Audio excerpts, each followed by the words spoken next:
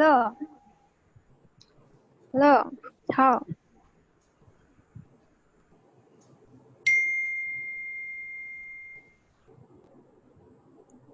Uh,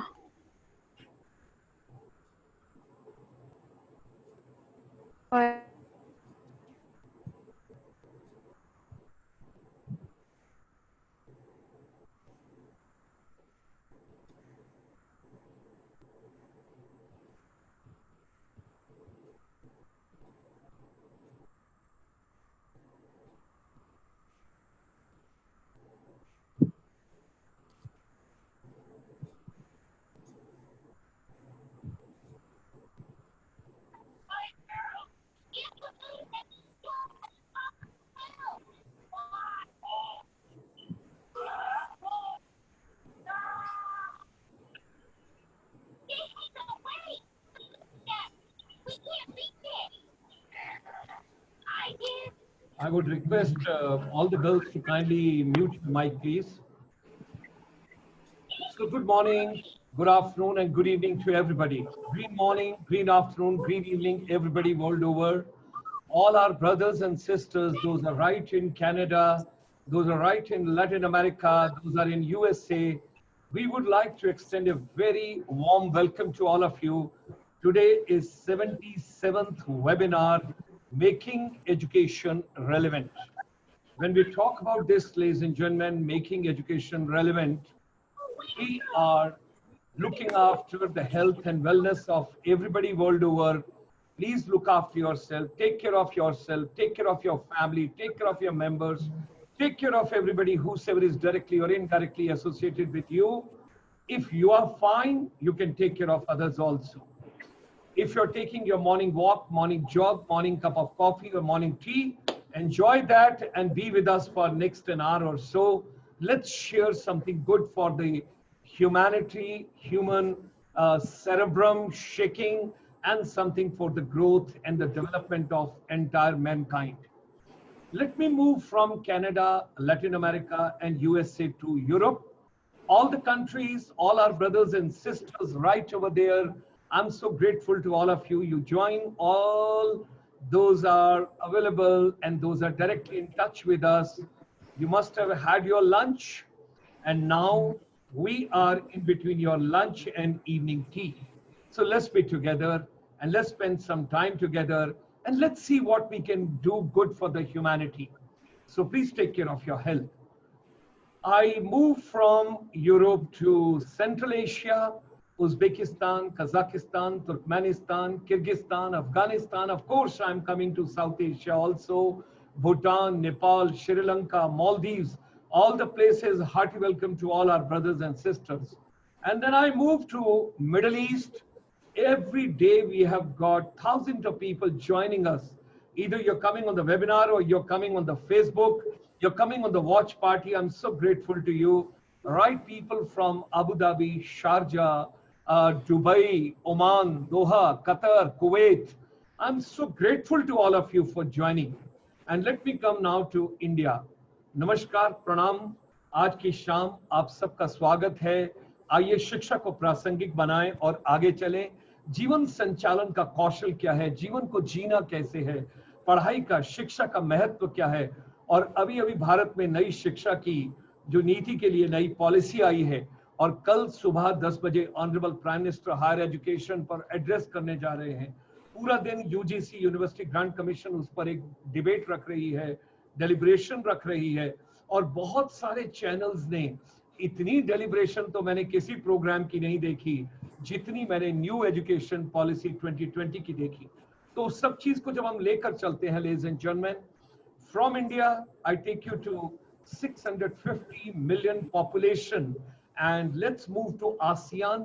And when we go to ASEAN, Myanmar, Cambodia, Laos, Singapore, Malaysia, Thailand, Indonesia, Philippines, Brunei, and of course Bahrain also. People join us from there. I'm so grateful to all of you. Hearty welcome to each one of you. Thanks for joining, and some of the people will keep joining in between. As some of the people join this program for the first time, just to share the thought process with you. Who are we? What are we doing? Why are we doing? What is the objective? what do we wish to achieve, and where we are heading during this coronavirus pandemic. It's a global confluence of educators, motivators, and the best practices in education, innovation, and research, empowering the entire education ecosystem. And of course, ultimately, it is developing our youth competencies. That is the complete focus we have got. Ladies and gentlemen, our chamber, since 1994, initially there used to be a Punjabi Parvasi Divas, then the Bharatiya Parvasi Divas, and thereafter started vibrant Gujarat, vibrant Tamil Nadu, vibrant Rajasthan, vibrant Karnataka, vibrant Telangana, vibrant Andhra, and everybody becoming vibrant. India is becoming vibrant. Yes, it has to become vibrant because we have got the youngest population of the world. But young population is going to be useful only when our brothers and sisters, you take efforts to skill these people, younger generation of this country. So at present, ladies and gentlemen, we have got 30 million plus non-resident Indians world over. Those are in different countries. Directly or indirectly, they are associated, and we all have the confluence. Monday to Friday, we share with you how to make education relevant. And Saturday, we talk about your health, your wellness, your yoga, your meditation, your naturopathy, your nutrition, your organic, your positive thought, and positive living. During lockdown, this corona period, the thought process is affected, business is affected, physical and mental health is affected. Main part of the universe, the entire education system, ecosystem is affected. And if I hear the UNESCO, 1.86 billion children, youth, students, they are at present away from school, colleges, universities, polytechnic, ITIs, wherever they are. So something is to be done onto that. India believes in Vasudev Kutumbakam. One world, one love, one family, all of us together. Honorable Prime Minister of India is talking about making India self-reliant. Atmanirbhar Bharat, how it will become, which way it will become, and everybody has a contribution to make it self-reliant. The new education policy, today the distinguished guest, the esteemed guest who has come with a long experience of life, he's going to share lots of new innovations, creativity, and he's going to give us a lot of thought process and ideas. I'm pretty sure that by the time we'll finish today's program, you all will be enriched with the new thoughts and some new thought process. And by the time you will finish this webinar, you will go with the idea what new to be done, how it is to be done, which way it is to be done, and how all of us we can contribute towards human development. So ladies and gentlemen, new education policy, which basically indicates that the GDP 6% would be spent. Let's think about it. Let's work on to it. Our chamber ICSI, from morning 9 o'clock we start until evening 9 o'clock till this webinar finishes. We are on 12 hours. We try to reach world over in different countries, different parts, different cities. We try and help and equip the teachers and the youth our own way, whatever is needed in a different parts. We started this journey on 5th of June. Why 5th of June? Because it's a World Environment Day. And one of the concerns, the research which our chamber has got it from the world over, next crisis is going to be on water. Next misunderstanding is going to be on water. The water shortage, water crisis, and Jal Sanrakshan is so important. Water conservation is so important. So at present, children are at home. Parents, I would request each one of you, kindly give the best kind of an inputs and thought process and take out the creativity of every child how to save water. Women empowerment is also the campaign what we have taken during this coronavirus, because if you educate a male member, you educate individual. When you educate a female, you educate next 7 generations. Now, ladies and gentlemen, Monday to Friday I have discussed with you, comes the Saturday morning, 9:30 a.m. every Saturday morning. We discuss with you making education relevant through relevance of Buddha's teaching in today's education. What did Lord Buddha say? What did he convey to the entire universe? More than 500 million population world over, those are following Buddhism. So we are thankful to Venerable Dhammapiya ji. He comes, he is the Secretary General of International Buddhist Confederation. He's giving us total help, all the support, and we try and get all the Buddhist fraternity from the world over and they share their thought process, what did Lord Buddha convey. Saturday evening, 7 p.m. at the same time when you are having this webinar. Monday to Friday, education empowerment. Saturday, your wellness, your health, your positivity, your positive mind, your positive thought process. And come Sunday morning, Professor Satyendra Dhiman comes every Sunday morning. He comes from United States, a gentleman who dedicated his entire life, and he talks to us on Srimad Bhagavad Gita. What is the relevance of Srimad Bhagavad Gita in today's education system? And after we finish Srimad Bhagavad Gita, we will be moving to 10 main Upanishad of India, which we got from civilization. Sunday evening, 5 p.m., India-ASEAN collaboration, where we talk and we take on 650 million population, 10 countries together. This particular coming Sunday, don't forget, our president would also be joining you from Thailand. Dato Ramesh Kodamalji would be joining you from Malaysia. And at the same time, you will have an expert coming all the way from Thailand, from Cambodia, and of course from Vietnam as well. They all will be with us on that particular day. Sunday evening, 7 p.m. on the popular demand and the popular request from the world over. People want to know what is MSME. I'm so grateful to the present government of India, Nitin Gadkari ji, the Honorable Minister, along with him, the new Secretary Sahab.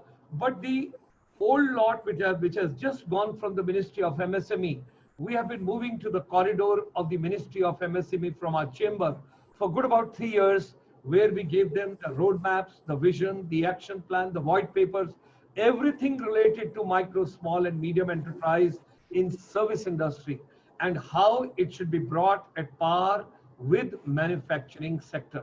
I'm so grateful when the Honorable Prime Minister announced special package during the lockdown. The Finance Minister of India, Nirmala Sitharamanji, announced that now onward, manufacturing sector and services sector will be at par in India. We are so grateful. So don't forget, join us at 7 p.m.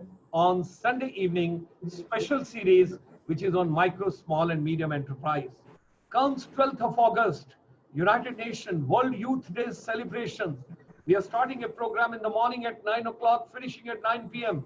12-hour non-stop, continuous journey, where you have a celebration, jubilation, congratulation, youth from the world over.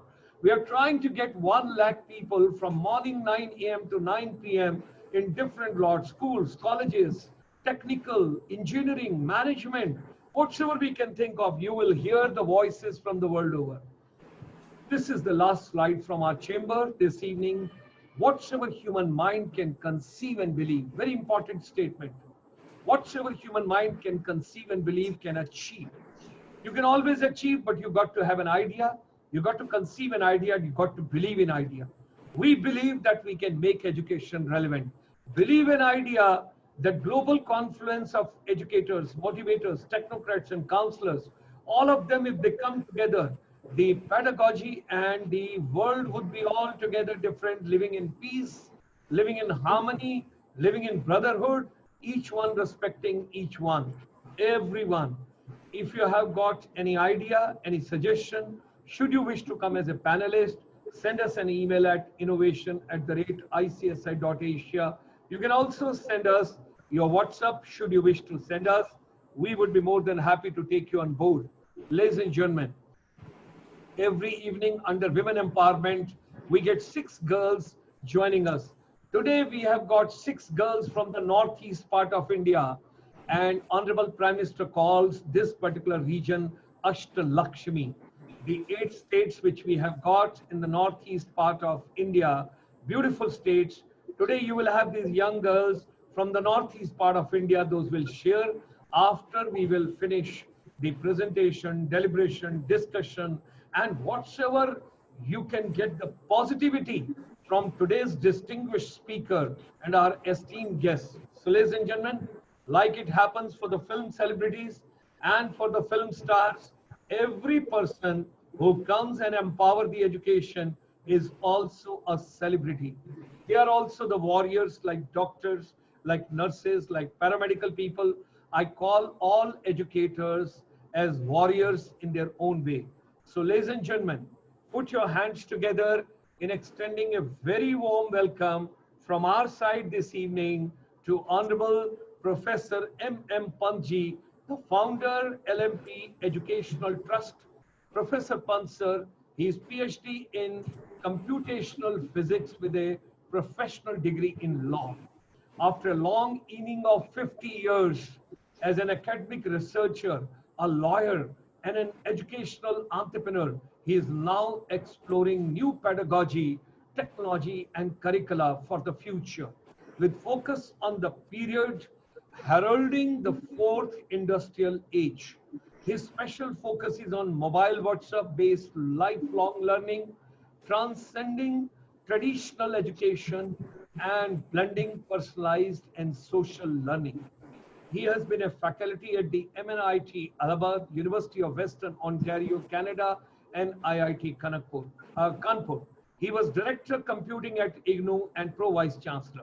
Some of his current educational initiatives are introducing quantum principles at school, preparing teachers and learners for the age of artificial intelligence, and learning 3-2-1.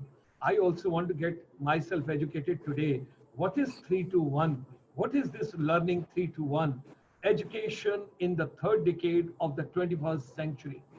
So ladies and gentlemen, with these words, as a very humble anchor this evening, I extend a very warm welcome to Professor M Pant to share his thought process with all of us. Very hearty welcome, sir. Such a pleasure to have you with us this evening. Ladies and gentlemen, after a long time, I'm feeling young today because so far, always I used to think that whenever I come over here biologically, I'm the eldest. But today I've got an elder brother.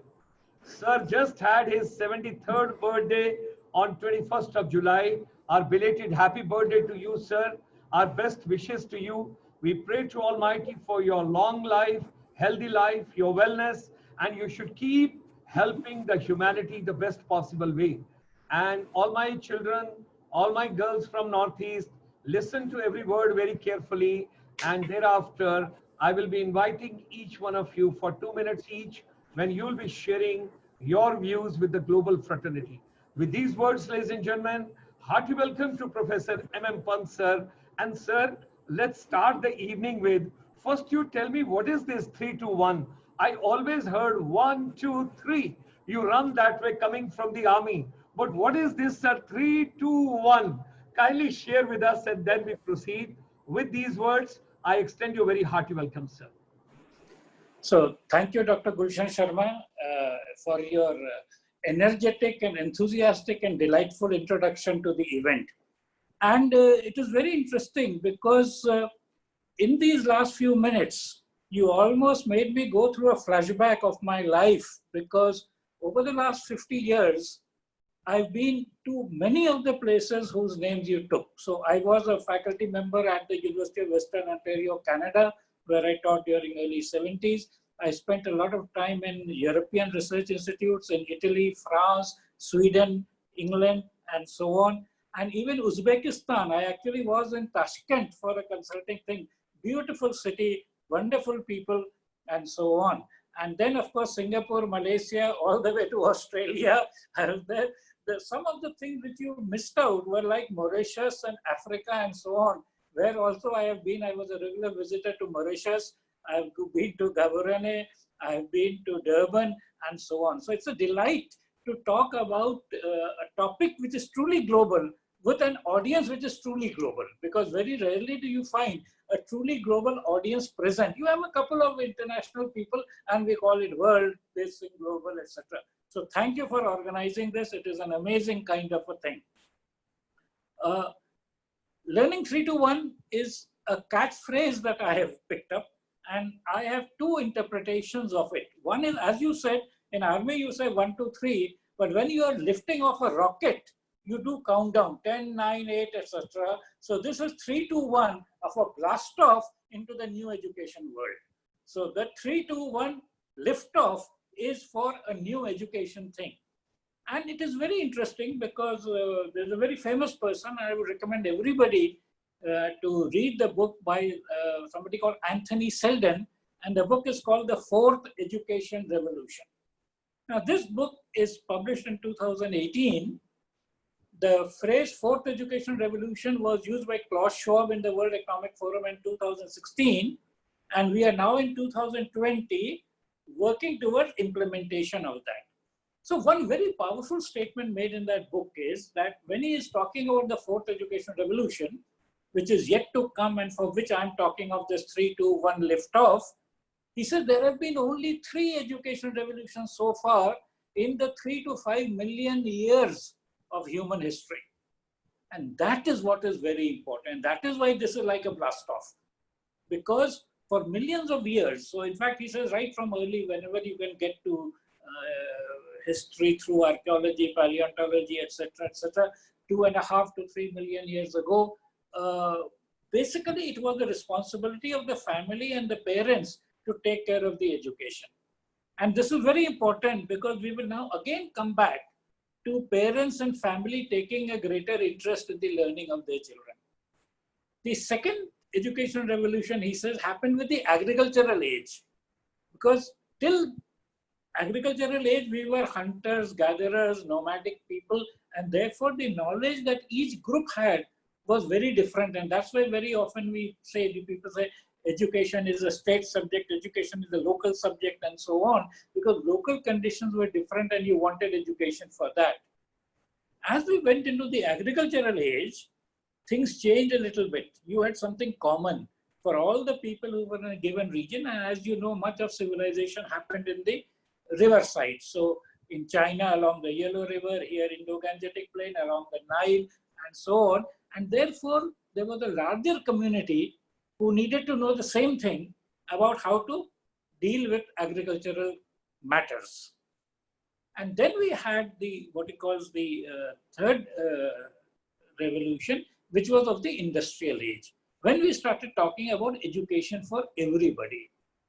So this is very, very interesting and important. And today we are looking at certain things which we want to be global in nature.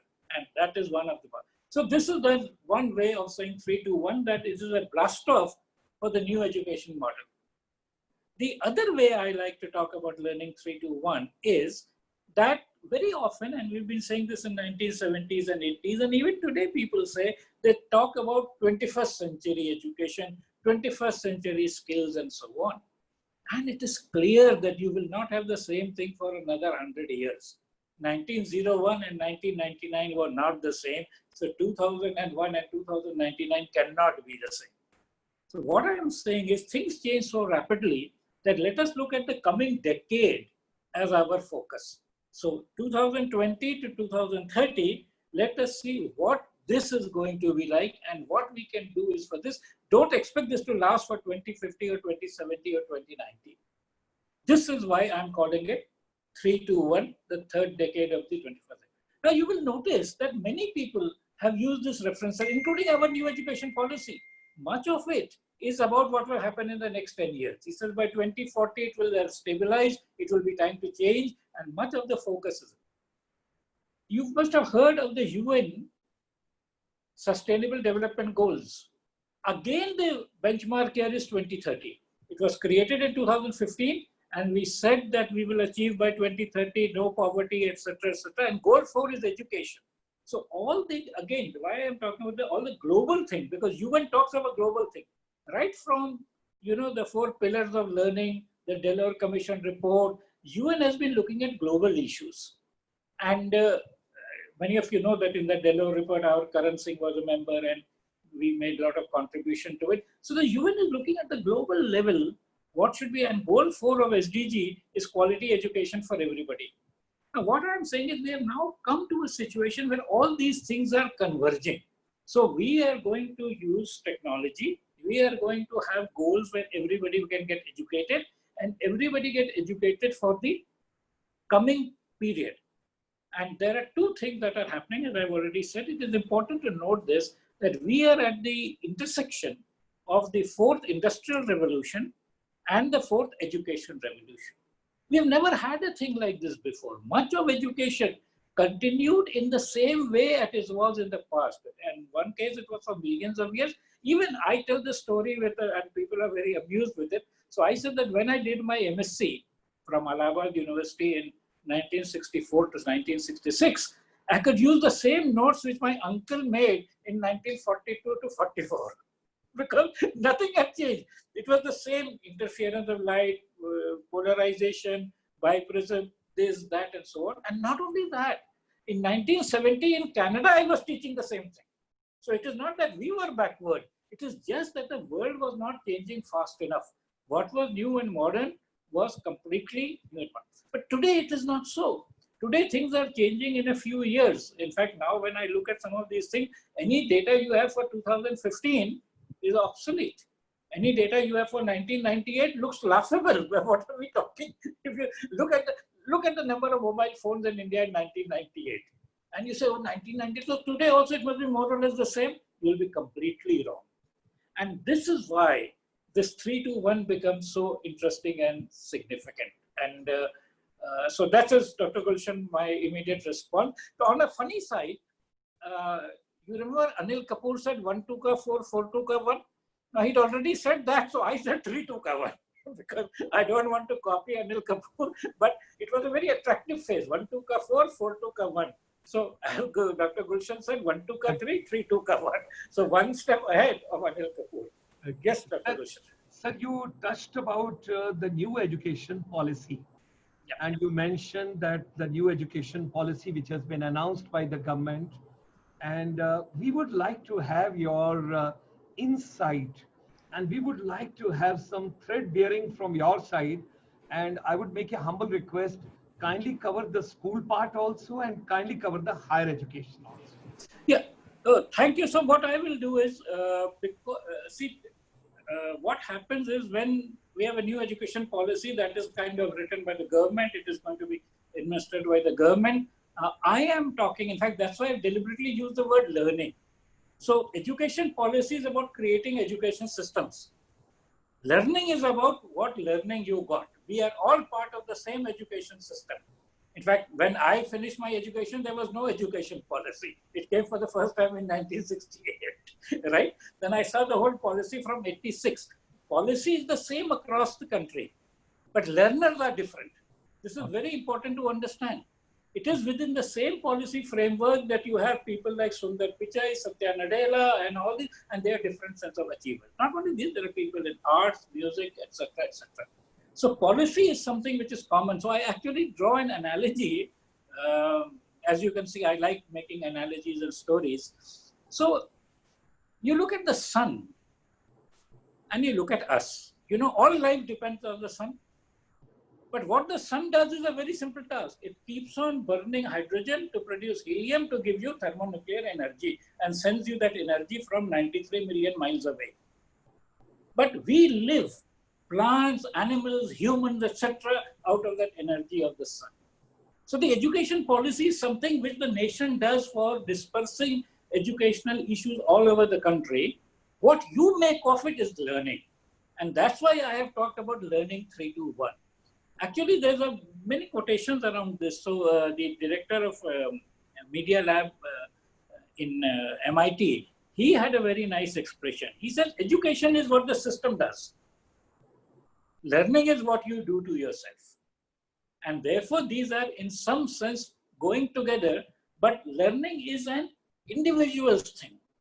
Education is a system where, for example, as Dr. Gulshan Sharma said, we should spend 6% of the GDP on education. That's a broad policy which goes to everyone. But what you get out of the education is basically for you. And this is where some of these things are going to come up.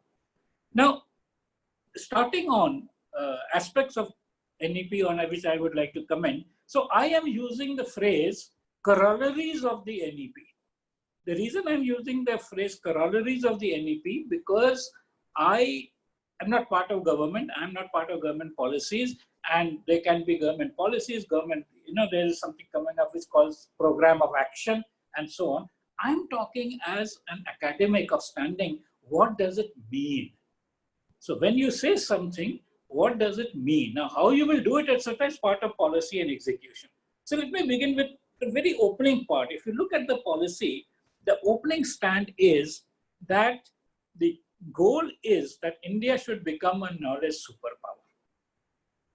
Now, this session is not only about India, and therefore, what I would like to say is that all countries would like to prosper and flourish in the knowledge economy.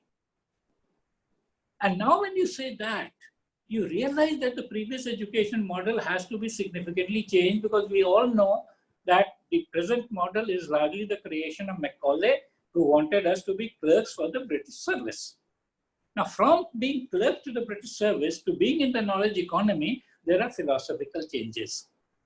In the knowledge economy, the raw material is knowledge, what you do is knowledge processing, and your final product is also knowledge. Now, if you look at most prosperous companies today, like Google or Facebook or Microsoft, they are all creating knowledge products. And there are some which are even more, but there's a huge. So all the prosperous, if you look at people like Elen, Musk, etc., they're all thriving on high-end knowledge. In fact, Elon Musk says we should do everything from first principles. And he completely changed the space industry.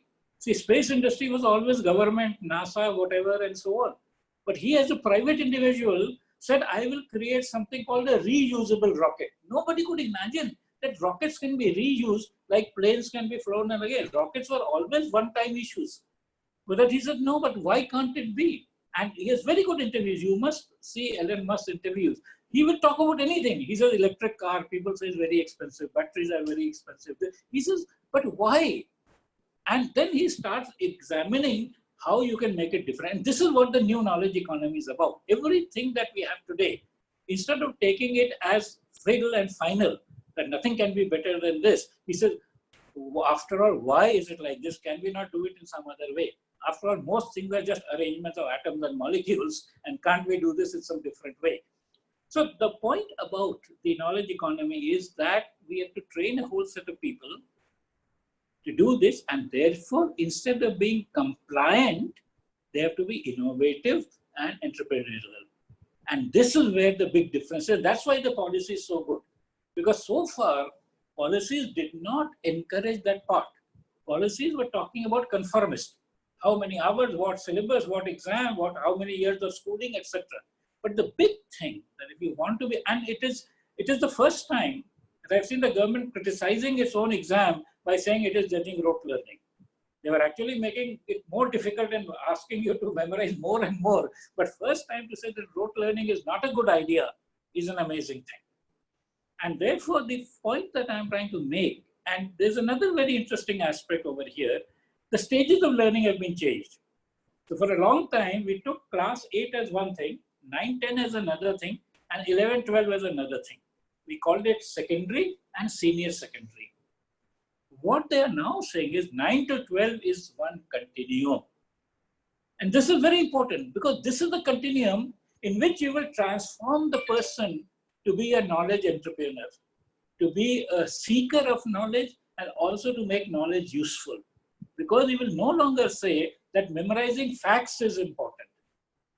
I have often said that our education system was so bad that whether a child is, okay, I can't call him a child, whether at a university level, you are learning Einstein's equation E is equal to mc square, or in KG you are saying twinkle, twinkle, little star, your processing is the same. You have memorized that and you are saying that neither have you appreciated what is twinkle, twinkle, little star, because then you would ask what is a star, why does it twinkle, and so on. Like a diamond in the sky, what is a diamond, why is diamond so important? You just repeat that. Similarly, in MSc physics, you repeat E equal to mc square without understanding what is relativity, what is mass, what is what, whatever.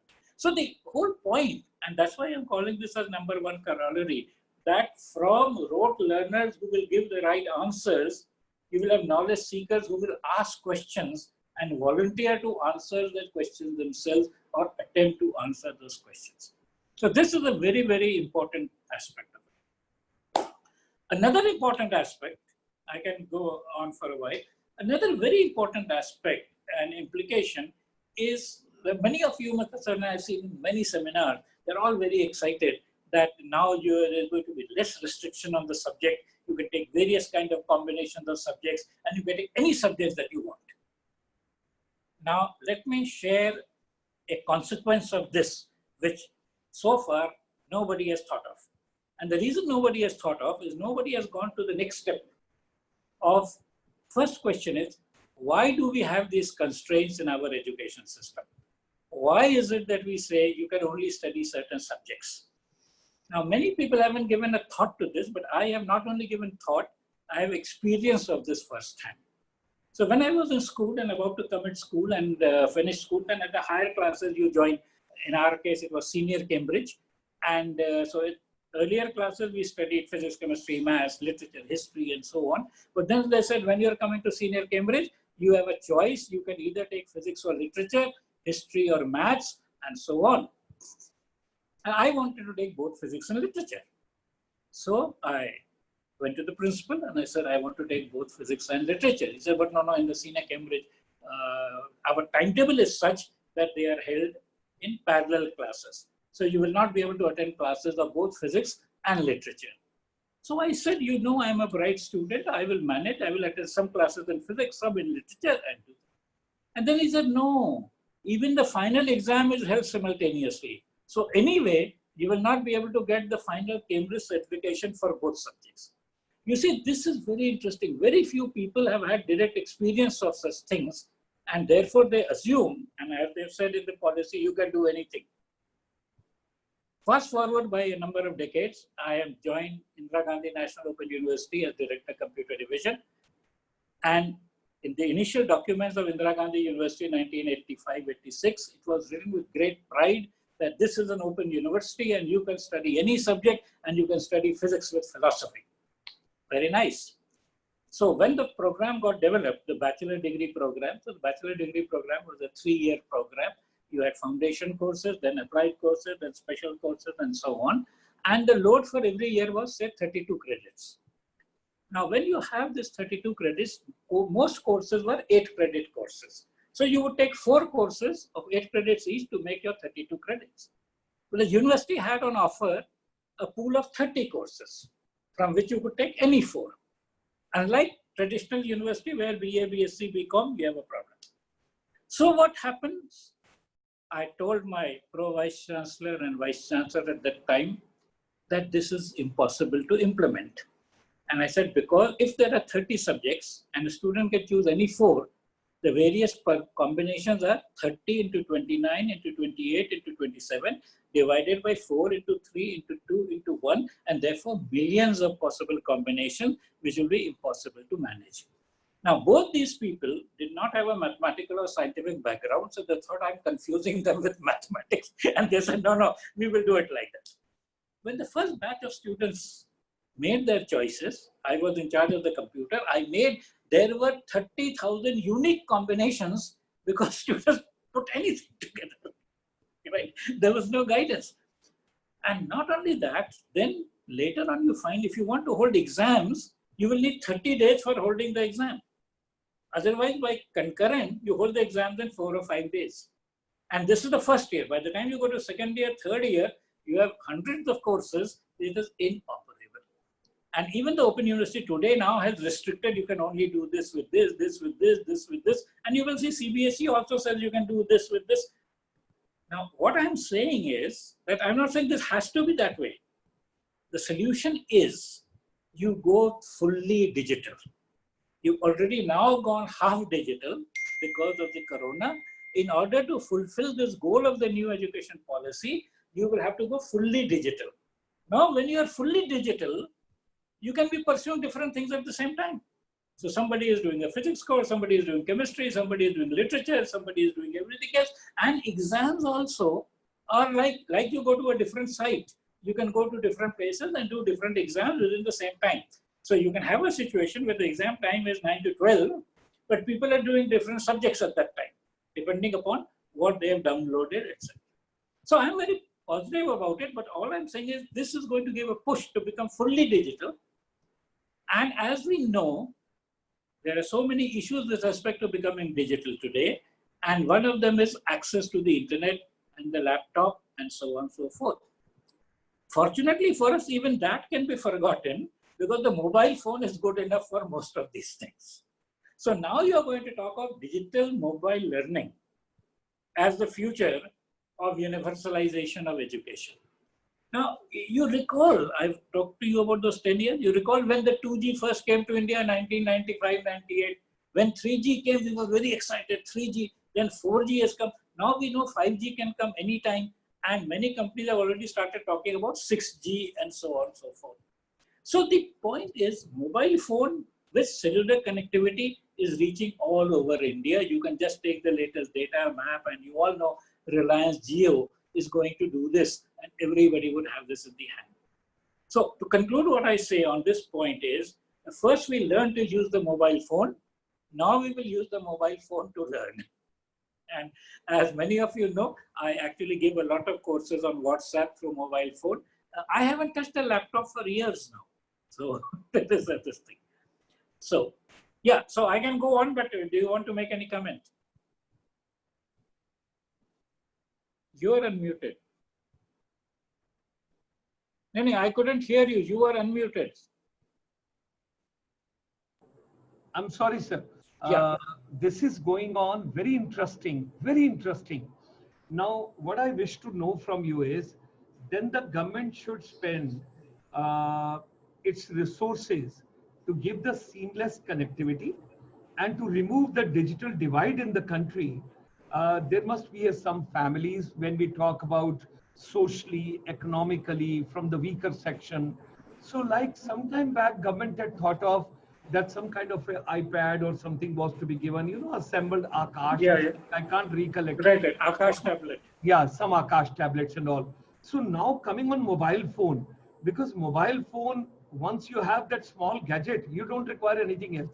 So do you think that the immediate priority of the government, when they're coming out with this particular policy, that in ecosystem of the new education or new pedagogy, instead of developing or instead of spending money anywhere else, we should try and work out a strategy where we try and give seamless connectivity and mobile phone? Yeah, so in fact, it is very interesting how one part of the government does not know what the other part of the government is doing. And I will give you another example later. But you know that Ravi Shankar Prasad has been promoting digital access everywhere. And because I have had some interaction, there is something called CSC, which was created, Common Services Center. This is reaching all panchayats, all this thing, and CSC has an education program called CSC Academy. Okay. And this early childhood care, which has been talked about in the new education policy, is already a program of the CSC. Okay. So they're already saying, and not only that, they're trying to talk about digitalization of early childhood care and saying that every village, so the fiber optic, so this is what I'm trying to say is that the mobile infrastructure is anywhere being put and is reaching out to people. We somehow thought formal education should not use it, but there is absolutely no reason why you can't. So you don't have to create any additional infrastructure. You just write, and because these companies, which are networking companies, mobile supply companies, app companies, they're creating all these. And not only that, I am amazed that the CSC has lakhs of centers where they're already doing much of this. They're talking about training them. And in fact, you will be very amazed that CSC has created something where they're training these people in remote villages to deal with drones. You might have known that Civil Aviation Ministry had created a framework for giving drone license. And what they are saying, your 10+2 pass, you learn how to fly a drone and you become a drone entrepreneur. You can decide what you would do with the drone. Apart from taking videos of Shadi, Barat, etc., you can take videos of agricultural fields, etc., etc. So a drone pilot and entrepreneur is something which they are doing. And it is interesting because, and then women empowerment, large number of the CSC leaders who are running those centers are women. And I was amazed. I was absolutely amazed to see the kind of thing that they've already done. And they're almost, their plans are that they will reach every block, then every panchayat, then every village, and so on. And the other important point is they have become then handholders for those people. Because the problem is that I am in that village, I don't know enough of technology, so I go to the CSC person, he will help me doing that. Now, if I can't do it with my mobile phone on my own, then I come to the CSC center, they help, they create certain programs and so on, and they are supposed to be entrepreneurs. They're not government functionaries. So they have to earn a living by giving services which people value. So that's a very interesting model, that they are village level entrepreneurs. They are not funded by the government, but they are given enough ideas that they can do. They can do railway booking, they can do bank transaction, they can do various services, and so on and so forth. So this is something which is happening. All I'm saying is, don't create a separate thing for yourself, edutech or in your school or this. Use what is already around. Okay. Yeah. Another area, sir, if that is there, Yeah. why do we have more difficulties in the mountainous terrain and secondly, northeast part of India? Now, when I go to different places and all, do we have enough of CSC centers in the northeast? I really don't have the data on that, but Okay. what see, let me answer your question. Yeah. See, when this started, because it was driven by the private sector largely. See, BSNL itself did not play a big role. The private sector is to see where financially viable will happen. Yes. So in the hilly areas, because of the terrain, there are so many, zones where there will be no signal, etc. Also, the population is sparse. So when the population is sparse, the customers are few and far between. So it will take them a little more. So when they have made their money, see, for example, for a telecom operator, Dharavi might be the best place, where within the short area you have large number of people. So hill areas are sparsely populated. There's a big gap, and there are these shadows which are coming. So people have been looking at alternatives, but I think what will happen is once they have done the major part from which they can make revenue, then they can invest that revenue in these areas. There is this famous word goes on in the IT thing, the next billion. So you say we have done this, now we go on to the next billion. Okay. Unfortunately, what happened is telecom financially got a big beating with all these, additional taxes, retrospective taxes, etc. So instead of being a buoyant kind of a thing, which would try to say we will establish networks first and then reap the benefit, but clearly this is the way to go. So it will become a combination of fiber optic laying down and then other kind of towers and so on and so forth. So it won't be the same thing which you use on a flat terrain, but you will use this on a mountainous terrain. But it will happen faster than we can imagine. After getting your practical input, so many ideas are passing through my mind. Sir, how do That you is the idea. My whole idea is to create ideas in others.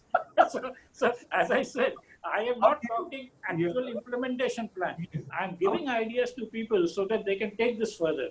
Yes. Sir, how do you look at the coding now, which is coming from 6th standard onward in the school education? Yeah. See, again, the problem here is that it is a little later. See, what has happened is we often have this thing about copying what is done elsewhere. So now coding and computational thinking are used together. Google has a program on that.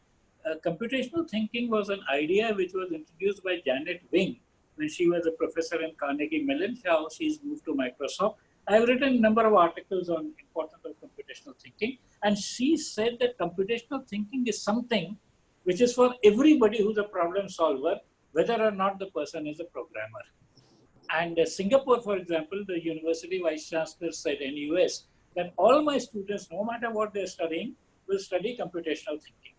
Because computational thinking is about formulating a problem, abstraction, then step-by-step procedures, which we call algorithms, and so on. And computational thinking, to some extent, was looked as decoupled from computer programming. Programming was writing that in a programming language. So now, obviously, when you can do coding also, it is good. But the problem with coding is that there's a generic skill of problem solving, but there's a special thing of coding in a particular language. The difficulty is that languages in computer field become obsolete very fast. So I have a very good video which I share with my things. So I began programming in 1967. Fortran was the main language there, and was mainly for scientists and engineers. That's why its name was Formula Translator. For the business people, there was a language called COBOL, which is Common Business Oriented Language, which business people use. Fortran is still there in many of the programs in NASA. The railway reservation system was written in Fortran, but then a series of languages started coming. Pascal, C, C++, Java, nowadays it is Python. So the problem with coding in a language is that that skill is very short-lived. The other thing that is happening with progress in artificial intelligence, humans won't be needed for coding. Just like humans are not needed for typing, humans are not needed for shorthand, therefore humans will not be needed for coding. What you will need was people think. Who says, I want something to do this, the machine will write the code. So we are moving towards machine learning and AI doing many things with you. Even today, you know that you can give voice commands to a computer. So you can say, Alexa, play the Hanuman Chalisa, and it will start playing, right? You don't have to write a code. In my time, you would have to write a code for everything, including, I belong to that age when even to find the sine of an angle, I had to write a code. So it was very interesting. So when I started learning programming, and this is worth sharing, I learned Fortran, all these codes, and I was bright, so I could simply quickly do things like quadratic equation, this, that. And when I had to write the program to find the sine of a function of an angle, I got stuck because we used to see sine from tables. And when you sine theta, you look at the angle, you see the table, you do something. So how do you write a program to create a sine function? And then I realized that actually, when you say that sine of something, it is a series. And first you have to convert it to radians. So pi radians is 180 degrees, it's a sine x. There's a series called sine x is equal to x minus x cubed upon factorial 3 plus x5 upon factorial 5 minus x7 upon factorial 7 and so on. So it is good, I know math, so I say I will do this. But then you realize it's an infinite series. So how do you get the computer to do it for infinity? So you have to realize what is the error you want. So it's a very useful skill. So the general idea that we teach coding is a very useful skill. Computational thinking is a very useful skill. But to be obsessed by a particular language is not so important. Okay. So it is the algorithm and understanding, because as we go into AI, the algorithms become learning algorithms. Okay. So the big difference between traditional programming and AI is in a traditional programming, I must write the code. So I must write the equation for sine x code, etc., etc. But in the learning algorithm, the program will figure out what code works best for my data. Wonderful. So this is how it is becoming. It's becoming very interesting, actually, very, very informative.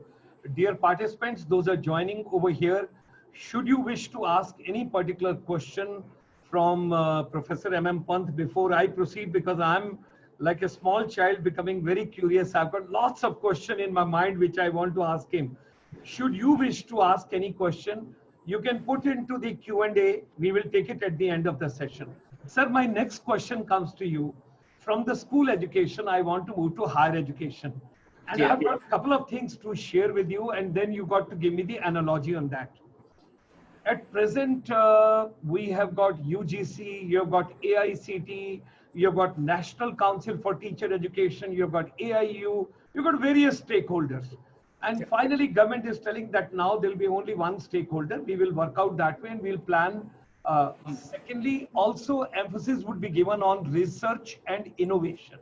Research and innovation, because research is very poor. Whenever I talk world over with professors, they say, in India, improve your research as much as you can. So in the higher education, first of all, how do you look at one particular platform instead of different verticals, different so many slots? And secondly, what stops us? Do you know, sir, how much is the economic revenue generation loss from India? And when I look at economic multiplier as an economic student, the children, those are going abroad. When I took the statistics, 7.5 lakh children in 2018 have gone abroad from India without understanding what that university is, what that college is, what will I study over there. Every boy thought I will land up in USA. Donald Trump will come with his daughter and he would say, my son-in-law, you have come, take care of United States. Now everything is yours and just get into. And after some time, I saw them, either they are working at a gas station, they're driving the taxi, they're doing some other part-time job. No job is small or no job is big. But I understand. But yeah. But what I wish to say over here is, there is a 4-room university privately run by somebody, but you have a lure and a lollipop to just go abroad. That is one part. Secondly, when you are convincing, and you made a wonderful statement, we have to go fully digital. You made one statement, sir. What stops us when the foreign professors, they teach from abroad and we come to know in India, what exactly are they teaching? How are they teaching? Is that useful or not? Because whatever we are learning, if it is not useful to me in my day-to-day life, why should I study that? Why should I learn that? So kindly give something, your vision. So let me first make a small correction. AIU is not part of those things. AIU is a different association. Okay. AICT, NCT, UGC are part of regulating bodies. Okay, AIU is not a regulating body in that sense. AIU actually is a club of vice chancellors. Okay. And they are given some activity so that they can get some revenue. Okay. So let me begin with a story about the importance of research. Huh. So when I had finished my MSc in 1966, I joined as a faculty in Engineering College, Allahabad, Motilal Nehru Engineering College, Allahabad. And around that time, my professor who had taught me in Allahabad University, Professor S.K. Joshi, had gone to the US, got various awards, and he was brought into Roorkee as a founding professor and head of the Department of Physics at Roorkee. Professor S.K. Joshi later on became DG CSIR. He got all the awards, Padma Shri, Padma Bhushan, Padma Vibhushan. Short of Bharat Ratna, he got all the awards. So when he joined Roorkee, I wrote him a letter very innocently that I didn't know much about the ways of the world and especially ways of academia. So I said, I'm already a lecturer here in Engineering College, Allahabad. I would like to do PhD with you. So if you can appoint me as a lecturer in Roorkee University, I would become both a lecturer and do research with you. And that reply is very interesting and you will now appreciate it. This is 1967. He said, if you enter teaching at too early a stage, you will be neither good in teaching nor in research. Research is fundamental to have an academic career.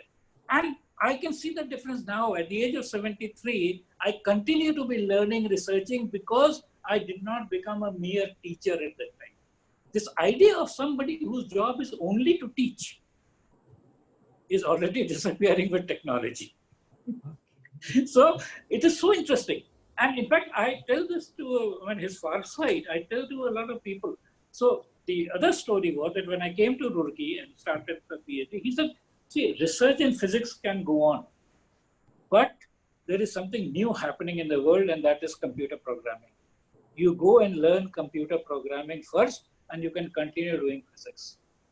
And this is an amazing thing because that is what I said, I got my introduction. And there was no formal method of teaching. I just went to the computer center, took up a manual of Fortran by McCracken, started doing the Sine, etc., and learned. And this is what I tell people. So when I tell people today that learn artificial intelligence, learn about quantum, I am in a sense replicating what my teacher told me 50 years ago. That you have to prepare for the future, not for the past. A lot of people try to go back into the past. In the past, we used to know there is this thing, but that is not what is important. What is important is what is coming. And doing the hard way is the better way. The problem today is most students and their parents want an easy way. कोई बायजू हमको करा देगा, कोई आकाश हमको सिखा देगा, कोई extra marks हमारे marks बढ़ा देगा. That is not the way. You will only learn the hard way. And you being from the military, you know you cannot learn if everything is smooth. It's obstacles, learning that you overcome when you sweat and you are tired, exhausted, then only you will learn. In fact, there's a school whose name is Made Easy School. I don't think you are not supposed to make easy. Learning is a journey where your cognitive barriers you overcome. You learn to overcome your cognitive barriers and cognitive challenges. By telling you a quick formula or a quick escape route, you get everything. You may get marks, but you will not get learning. And especially as longevity increases, you need learning for life. Wow.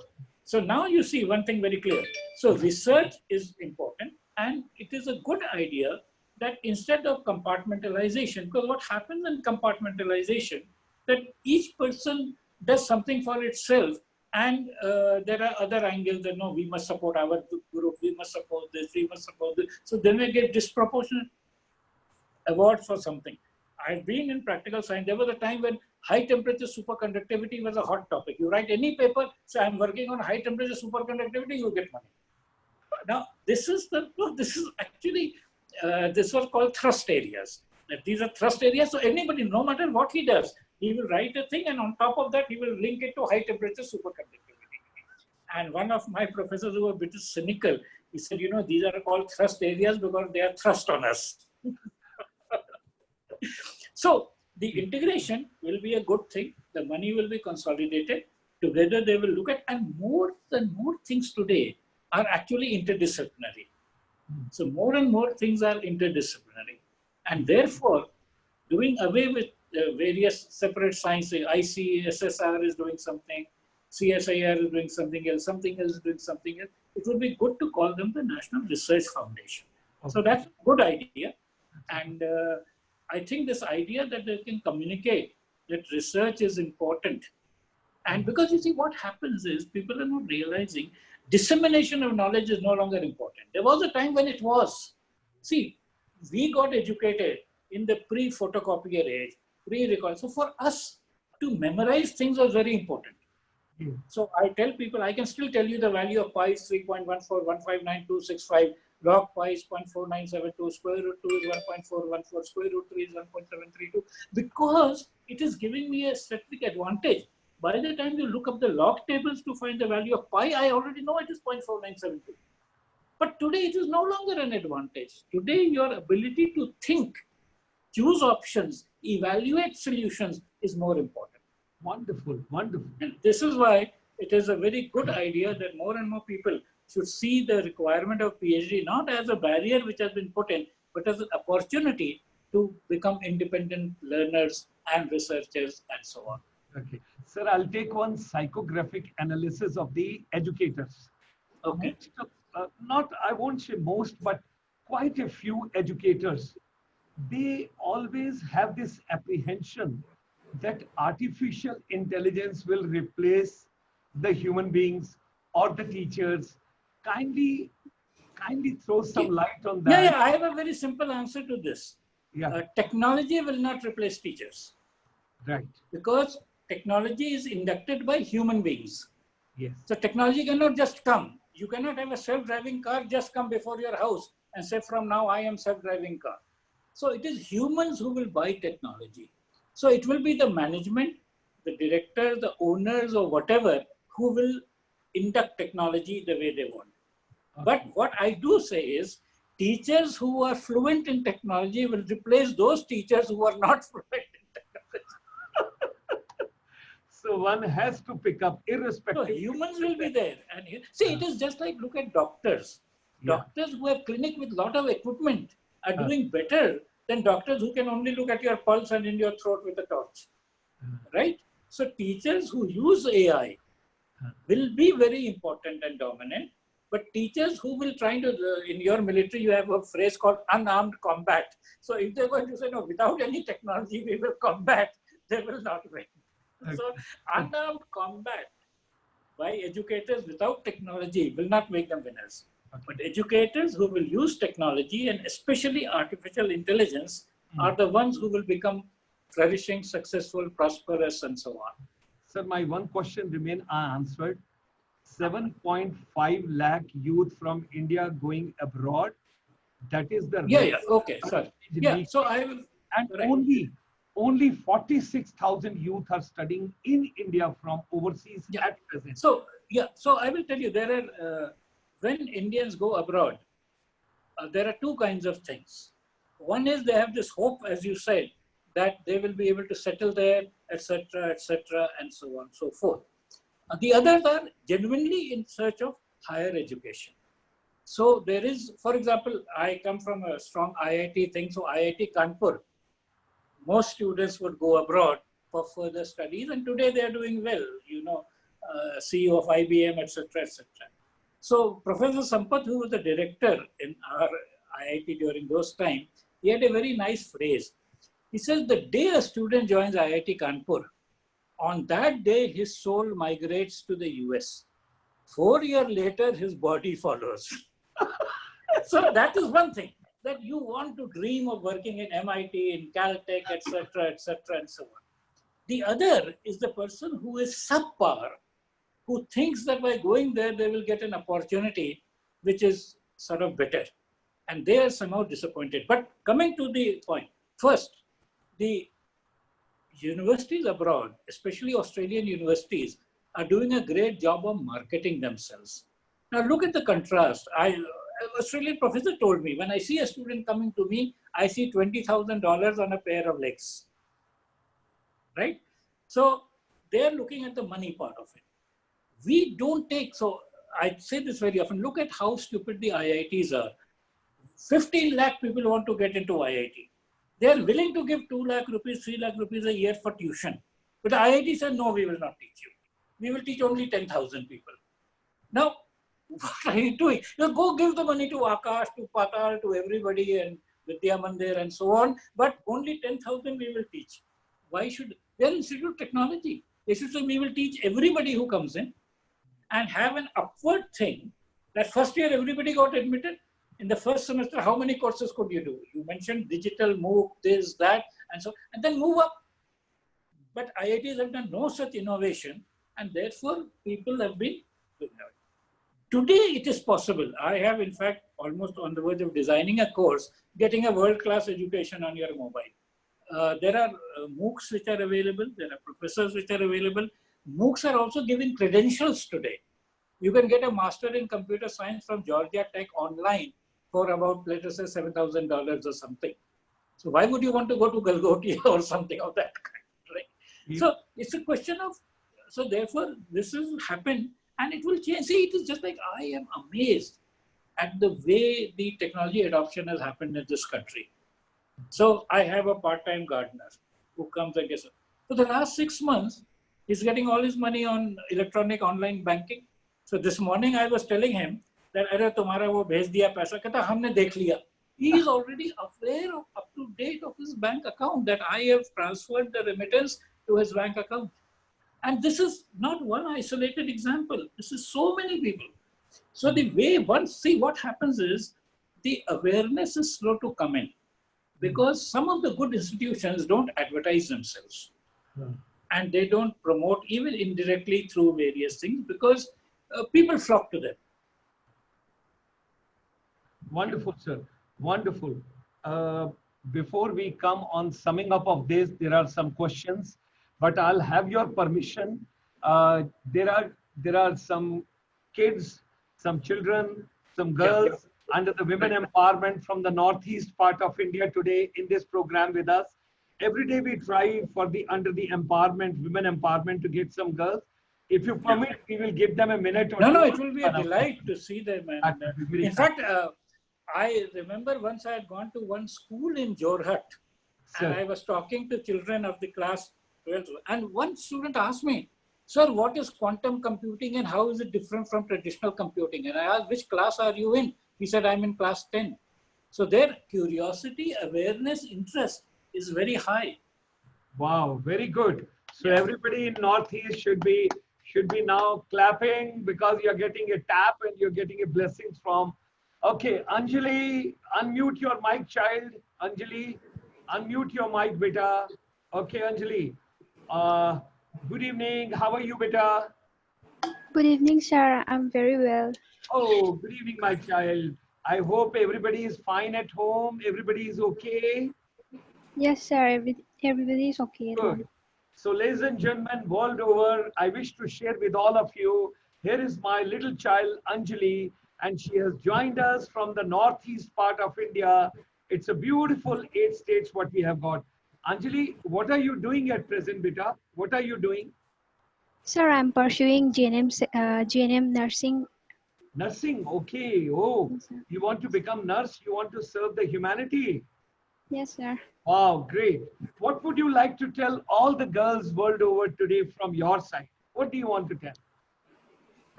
To all the girl child out there, I just want to say that don't think that you're inferior from the boys.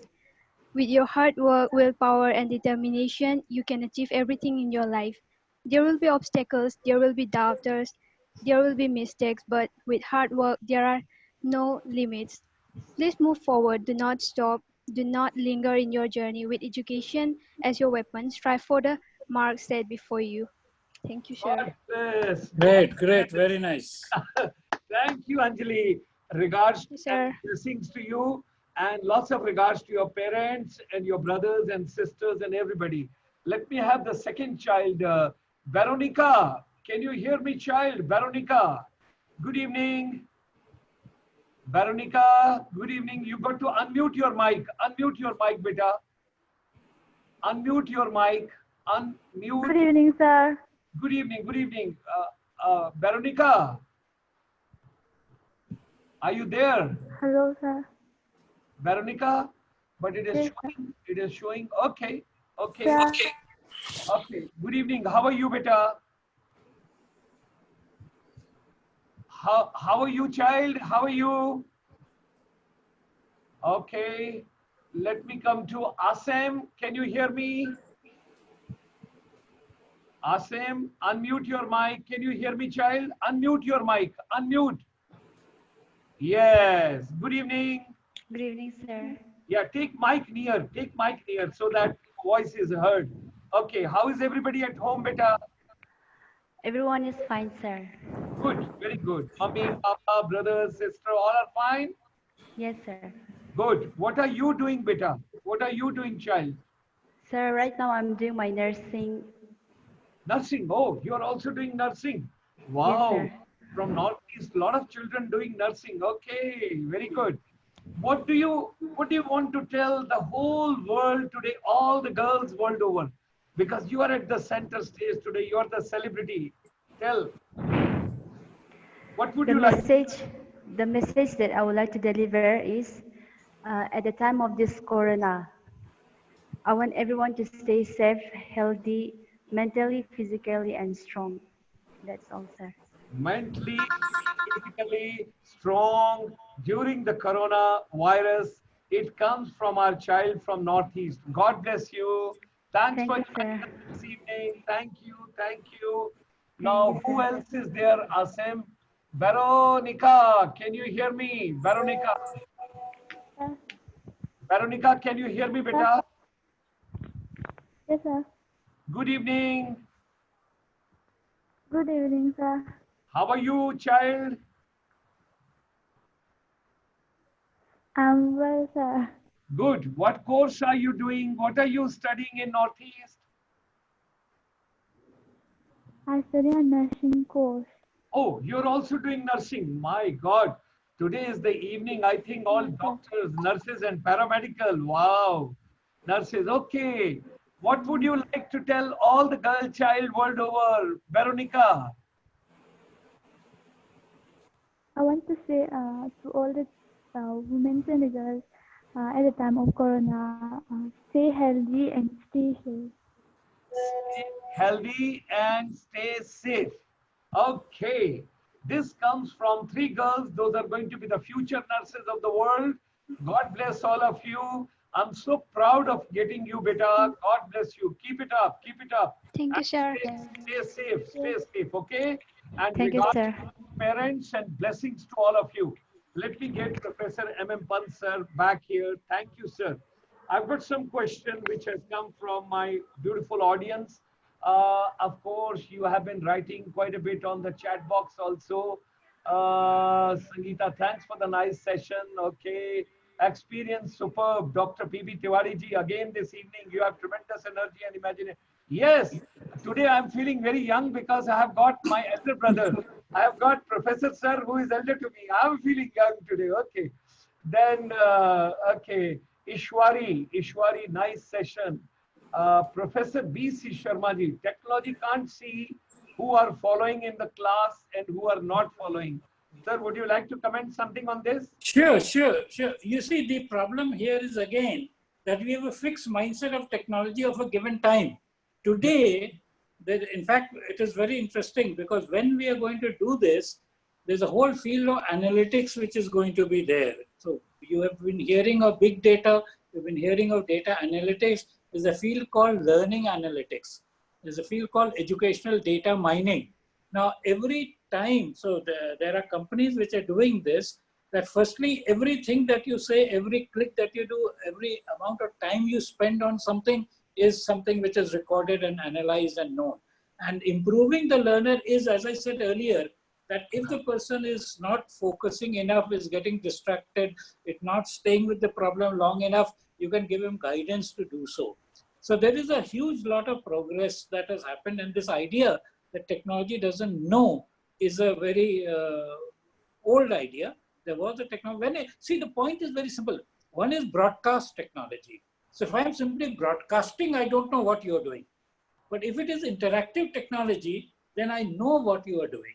Wow. And there is a lot of things that has happened. And this is one of the disappointments about technology that happened. So initially they thought that internet was a great tool to broadcast at low cost. But learning is not broadcasting.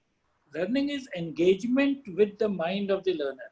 And that engagement today happens not only this, even when you are doing a thing like this. See, after all, they're in the chatbot, they're saying certain things, we are responding, and so on and so forth.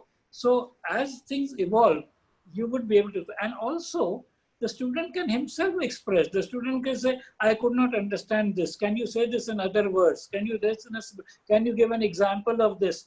This dialogue which happens is another very, very important aspect. So overall, it becomes a far superior learning experience.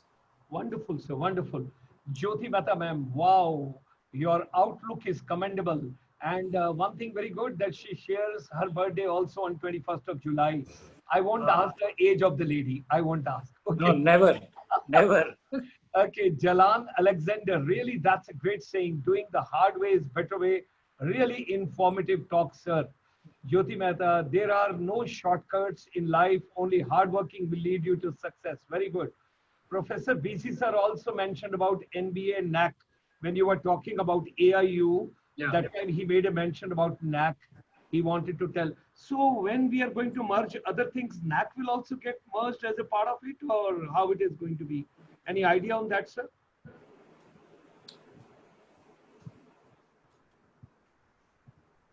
Okay, Dr. Anjana, we teach in India are not getting even basic facilities. Okay, I want some details. We will take on, sir, these, but there are 4 questions. Let me see. People followed. Now, Professor B.C. Sharma, agree with you about the issue of combinations. Great. Again, we have 2G connectivity for last 1 year. AP, why all Sharmas are asking questions? That's not fair. I thought today only it's my privilege. Very interesting, sir. Don't you think AI must be coupled with coding in middle school, as coding language will keep changing, yet AI will grow proportionally? AP Sharma ji, I don't know from which place, but he has mentioned. And then he says, how much time will this NEP take to bear the fruits?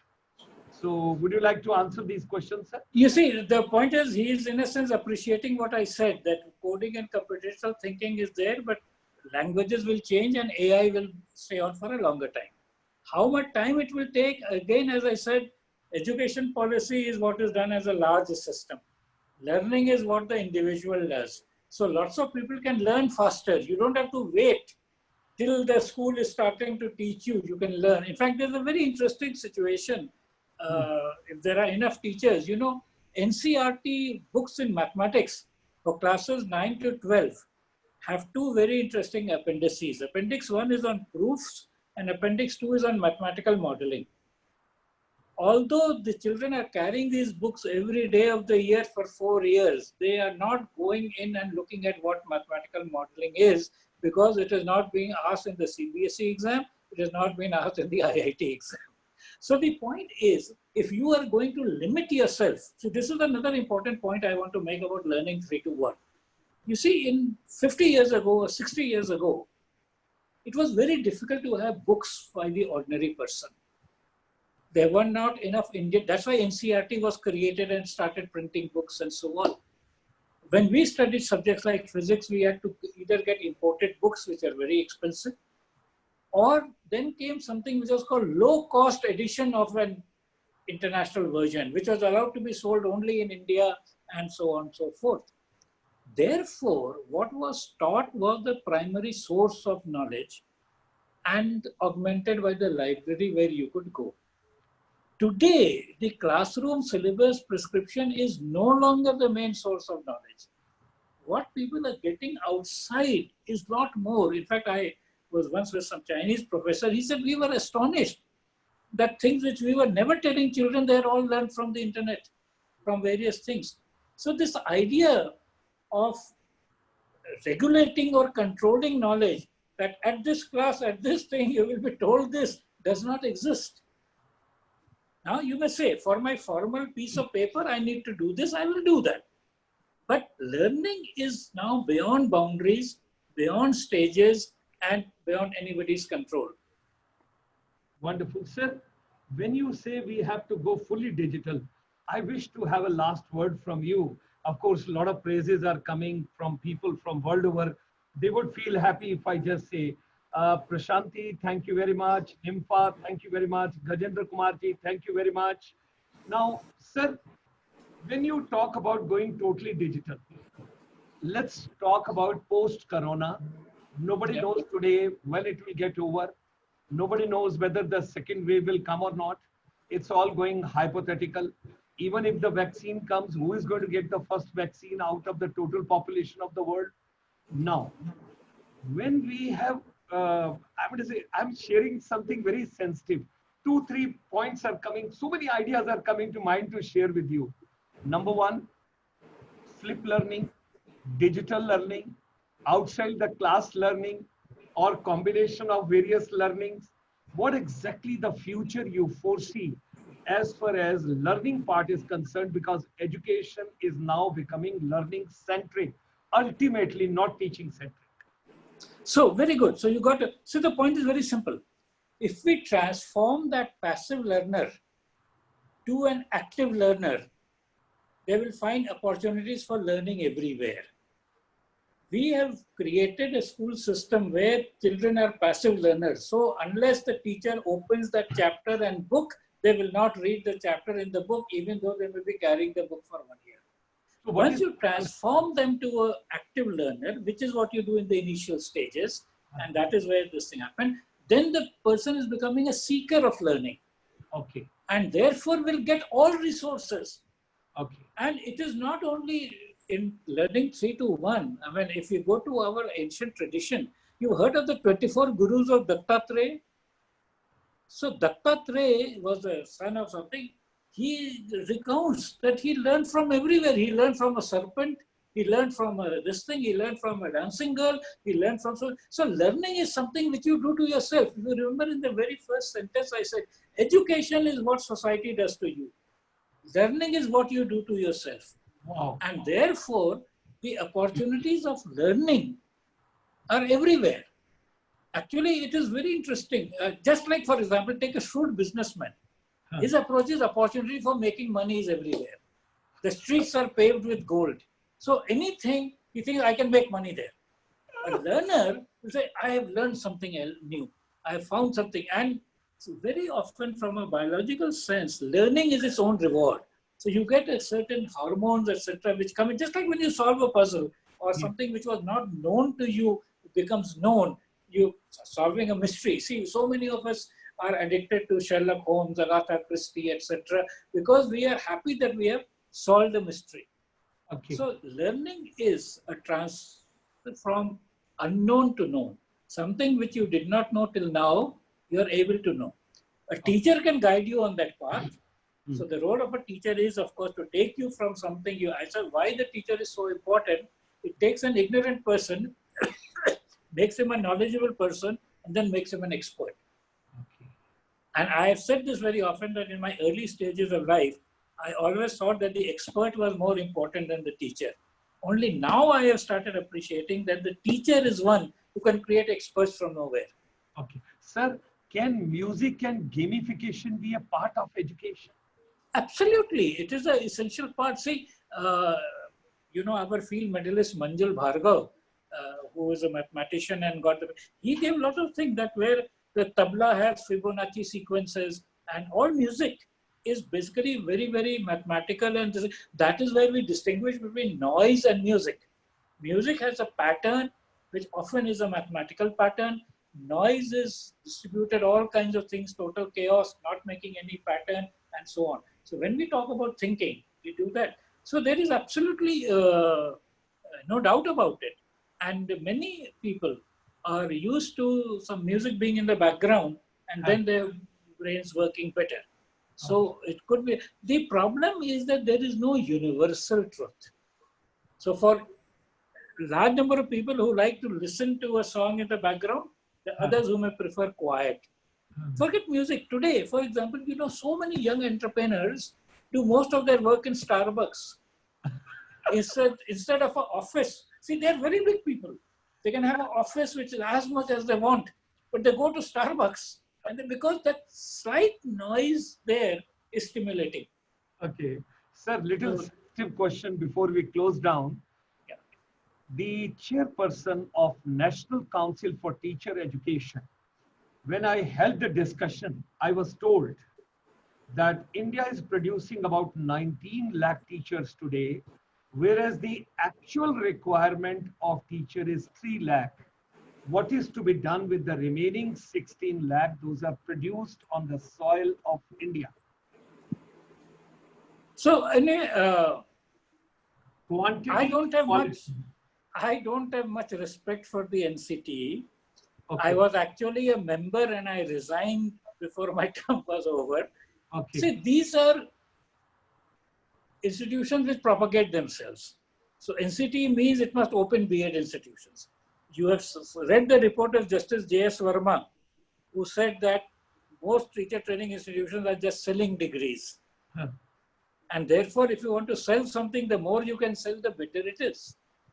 So NCT, it is just a couple of years ago, Justice J.S. Verma, judge of the Supreme Court, and he gave this report, which even I think the new education policy also quotes that report about teacher. So my model is that the new teacher will be a very different breed, not the B.Ed variety. But see, okay, let me put this. According to me, a teacher who doesn't know psychology and doesn't know technology has no right to be in the classroom, especially in the classroom of young people.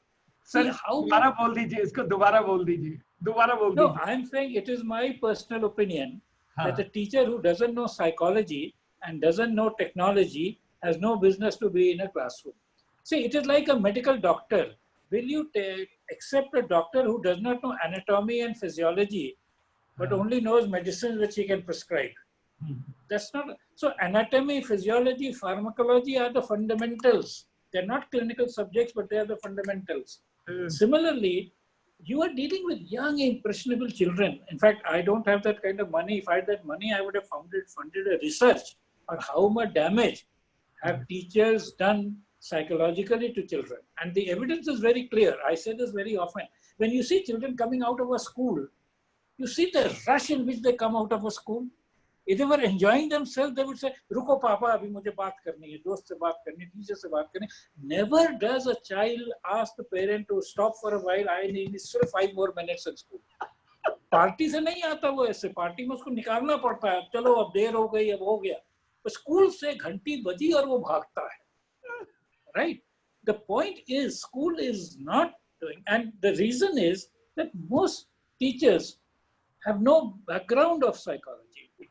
And how can you be dealing? Yeah, you remember I told you about dealing with the mind. You're dealing with the mind and you have no idea what behavioral things are. Sir, Usha Jyoti ma'am, Jyoti Mehta ma'am, Usha Chanchal, Chahal, and Bholanath, Sangeeta, Devika Puri. Sir मैं जाते जाते आपसे एक सवाल मन की इच्छा है. इतने दिनों में इस लॉकडाउन में I studied a lot about Takshila. I studied about Nalanda. मैं जितने वीडियोस देख सकता था, जितनी किताबें पढ़ सकता था, और मैं वो 10,000 जो यूथ नालंदा में थे, और विश्व की जो पहली इंटरनेशनल रेजिडेंशियल यूनिवर्सिटी थी, और जहां पर 2000 आचार्य थे, जहां पर दरबान आपका पहला इंटरव्यू लेता था, और जहां पर सब कुछ फ्री में पढ़ाया जाता था, मुझे जाते जाते कुछ ऐसा गुरु मंत्र बताइए पूरे विश्व के लिए, भारत पुनः विश्व गुरु कैसे बने? बड़ा सिंपल है, आप वो बातें कहें हाँ, जो सबसे आगे हैं. See, हाँ, the reason we got all this was, and I have read some of this, तो ये कहा जाता है कि फ्रांसिस बेकन ने एक किताब लिखी, नोवा अर्गेनेंटू, तो मैक्स म्यूलर ने कहा कि ये तो बनारस के किनारे लोग गंगा किनारे रोज बात करते हैं. आप बात करिए ना, नहीं आप बात करिए इंटरेस्टिंग, जो दुनिया सुनना चाहे. वो देखिए, एक रामदेव ने अकेले अपने को विश्व गुरु बना ही दिया ना. सी, कोई हम थ्योरी नहीं कह रहे हैं, प्रैक्टिकल. एंड जो लोग रामदेव को जानते हैं वो जानते हैं कि वो कहाँ से शुरू किया उन्होंने. देखो sir, but because he picked on yoga which people valued and demonstrated it. See, मैं कई बार कहता हूँ, और मैं थोड़ा तो 5 मिनट लूंगा, आपने इसको छेड़ा है. प्लीज, मुझे बहुत मजा आ रहा है. नहीं, मैं आपको ये बता रहा हूँ कि so you remember I told you about teacher versus research. Now, to me, Dronacharya was the great guru. And we often criticize him for having dismissed Eklavya and not taken Eklavya, vagara. But forget, but look at Dronacharya. He was, the reason he was doing it, he was at the highest level of weaponry and the craft of war, let us say. Now, his idea was that he has to protect the king and the kingdom. So he will not teach that craft to any urchin who's coming by, because he has no idea what he's going to do with this. Right? आप उसको कुछ सिखाएंगे, latest art of war, either he will become a terrorist or he will upthrow the kingdom, challenge the kingdom. But that is not his role. But before we come to that, and that's why he rejected him. Now, I came from a thing of critical of Dronacharya because all my time Open University, Eklavya, etc. was our model, and we were critical of Dronacharya. And one day when I reflected, I realized वो ठीक तो कह रहा है. See, आप किसी को atom bomb बनाना सिखाओगे? कि एटम बम कैसे बनाया जाता है घर में बैठ के? नहीं सिखाओगे ना. तो वही वो करते थे. दूसरी जो उनकी बात है, why he was the greatest guru, was that he was not a guru who only preached, but he practiced. वो लड़ाई में लड़े और कोई उनको हरा नहीं सकता था जब तक अश्वत्थामा की झूठी कहानी नहीं बनाई. That is why we had respect. See, the problem is that if you have skills and knowledge which are high class, world class, the world will respect you and want to come to you. चाहे वो एकलव्य हो, चाहे वो कर्ण हो. Yes. Sir, you have walked this planet for 73 years, and I pray to Almighty, you should live long, you should have a wonderful life, you should have good health, you should have wellness, and may God give you a very long life, and you continue serving the humanity the best possible way. And today, as a student, finally, I wish to, if I want to make India once again a Vishwa Guru, क्योंकि हम सिर्फ सुनते हैं जहां डाल डाल पर सोने की चिड़िया करती थी बसेरा या करती है बसेरा, वो भारत देश है मेरा. तो once again, if it has to become in a practical way, because Macaulay की भी आपने बातचीत की, सब चीजों की आपने बातचीत की, पुनः से हम दोबारा से एजुकेटर्स को उनकी रिस्पेक्ट कैसे दिलवाएं. Tomorrow the status where they are not interested to go for extra coaching, extra tuitions or something like that, they get a better salary, they are better paid, they are focusing on research, they are big, devoting time on education, they are giving quality education, and children are enjoying. और आज आपने एक नई बात और कह दी जो मेरे मन को इतना छू गई कि घंटी बजते ही बच्चा कहता पापा भागो यहाँ से घर चलना है, वो रुकना नहीं चाहता और पार्टी से उसको खींचना पड़ता है कि भाई आ जाओ. और वही बात मुझे अपने ग्रैंड चाइल्ड की याद आ रही है. He can forget the food, लेकिन उसको मोबाइल फोन दे दो तो जैसे हम लूडो खेलते थे बचपन में, तो मोबाइल के ऊपर गेम खेलेगा. तो gamification in education.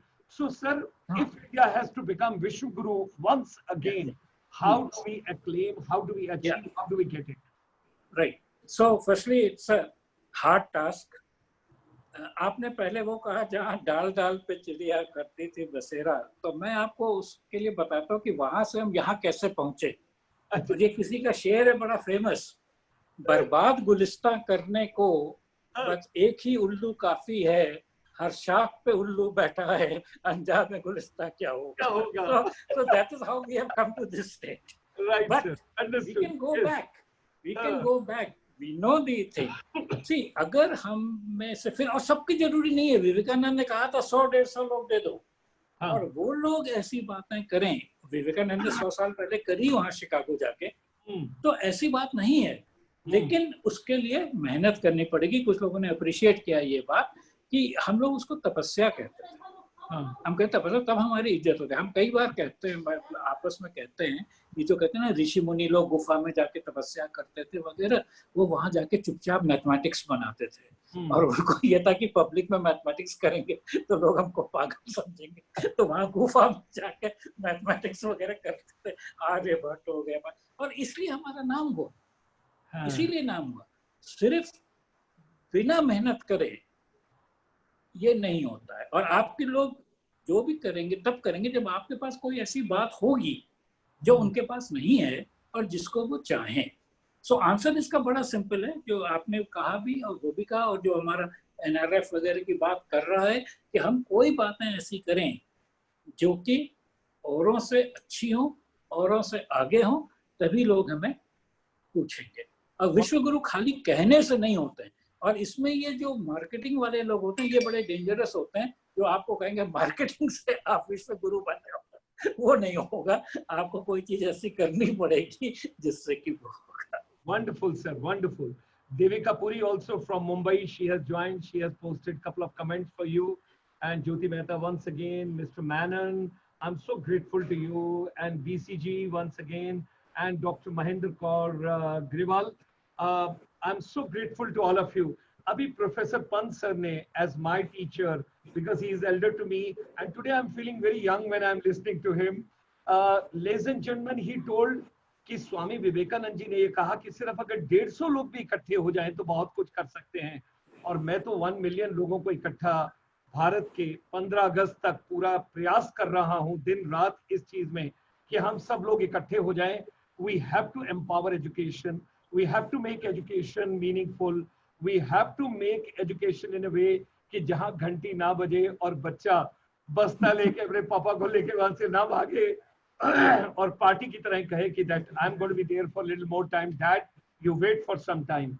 So, ladies and gentlemen, all of us, those who have joined in this particular group, kindly share your thought process. Sir, would you like to leave your email ID in the chat box, if you could kindly, or you want me to put it? What's your option?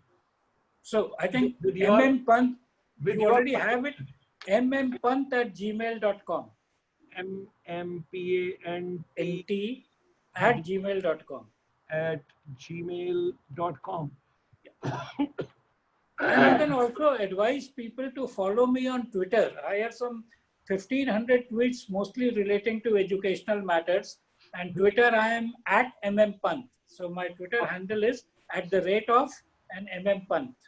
Wow, very good. So you all have heard, you all have, with the folding hands, I would like to convey my deepest gratitude and thanks to you, sir, for such a wonderful evening. I enjoyed every moment, and I was a true disciple and true student of yours this evening. I tried. Thank you I want very much. a lot from you, sir.